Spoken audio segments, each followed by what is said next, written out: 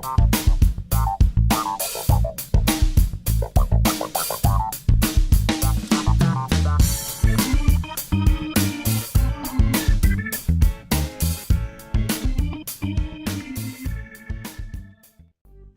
welcome back to my channel. This is Canadian Retro. I have another pickups video for you here. Some pretty interesting stuff, to say the least. Nothing, like super high end or anything like that, but still some pretty quality items. So I'll get down to it immediately here. The first thing that I would like to show you are some games I picked up from a Goodwill the other day. Now, I did pick up this title because I am a fan of hockey, so I know some people aren't really interested in sports titles, especially ones that are out of date now, but I haven't really played the newer gen hockey games that much, so kind of excited to check this one out. It's NHL 13, and this one here was $4, so I thought I'd go for it. Not too bad a shape, actually. It's in pretty decent shape, so thought I would try it out. I'm not willing to go out there and spend like $65 for a sports game that I know after 8 months is not going to be worth anything. So really cool to be able to pick up a more reasonably priced hockey game. Moving on, I also picked up a copy for the original Xbox of Lara Croft Tomb Raider Legend, and I didn't have this one in my collection already, so pretty cool. It's also complete as well, and again this one was $4, just like the other one. So there's the manual and everything. Put it right side up there for you to see. Kind of interesting. It says field notes on it. Maybe there's more to it. The disc isn't perfect, but it should play. If not, I can always skip doctor it, so it's not a big deal. The manual and everything else is in excellent shape, though, that's for sure. On that one, moving on, I picked up a game I don't know really anything about, and it seems to have experienced a little bit of bubbling and stuff like that in the cover, which is kind of unfortunate. But for $4, I thought I'd take a shot on it. It's probably not worth that much. I've never heard of it before. It's called Monster Madness Battle for Suburbia, and I just thought it looked kind of interesting, so I thought I would pick it up. Again, $4 because it's from the same place. Totally complete as well, and the manual is in wonderful shape. The disc is near perfect, so I thought for $4 I'd give this one a shot as well, which is a nice addition to the collection.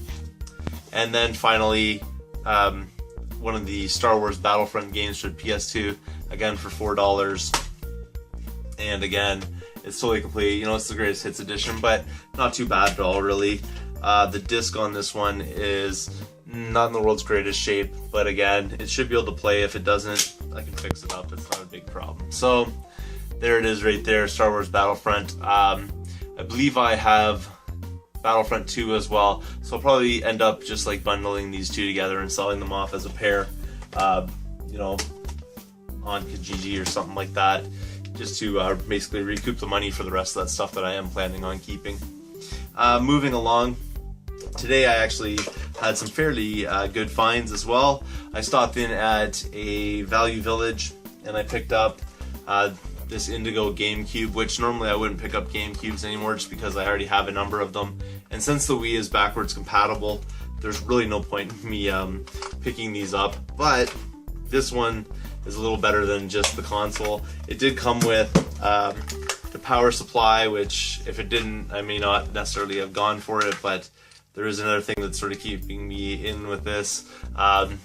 There's the the cords that go with it, and these are always really good because they work on so many different systems that I'm always wanting to bundle these with N64s and stuff like that, which I'm selling off. So really great to get another one of these cables, even if the GameCube itself I never actually end up doing much with. They're just not really selling locally that well. The games are, but the systems don't. So anyways, it's in pretty decent shape. But the thing that sold me on this was inside there was a copy of Harvest Moon Magical Melody in there, so that's really what sold me. Otherwise I wouldn't even have bothered with this whole thing. But there it is right there. It's in really, really excellent shape. So unfortunately, because it's inside of here, there is no manual, there is no artwork and stuff like that goes with it, but still not bad. And for the whole thing I paid $15, so not too bad at all.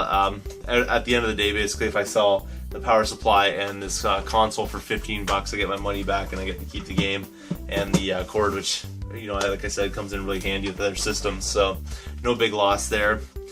Moving on, I stopped in at a Goodwill, and like I've been saying lately, I've just been getting stuff off the racks because it's really hard to get things in these stores nowadays. Sitting on the shelves are pretty much empty. So I saw the rack sitting in the back, and what I saw was a stack of about 6 games like this, and pretty identifiable pretty quickly if you know what I'm talking about. So I saw a stack like that on there, and I waited for it to come out. Basically, it came out about, I don't know, 10 minutes of me just sitting there waiting for it, and then I'm glad I did, because the first title I found was Star Trek Tactical Assault, which I paid $5 for. This basically just came right out of the cart, and I went through it immediately. So there it is there, and everything is in great shape. It's totally complete, which is really awesome, and I think there's Nintendo Club points in here, but I'm not totally certain on that.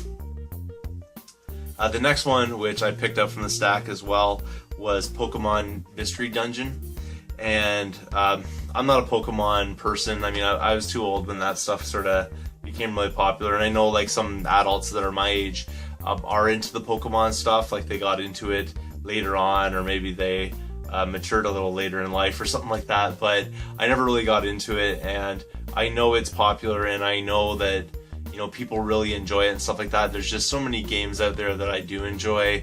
I'm not really willing to try to figure out this whole Pokemon plan, but this will be great trade fodder. Again, it was $5, and again, it's totally complete. The only problem with it is the manual is a little bit bent there, but hopefully I can, you know, press that back into shape a little bit, and away we go. The actual cartridge itself's in great shape, so pretty cool right there.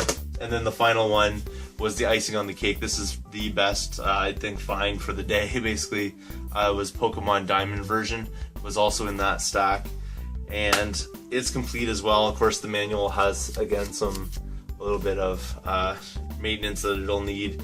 Has a crease in it and stuff like that, but the cartridge itself is in really great shape. Like, everything here was pretty well taken care of for the most part, so really cool right there.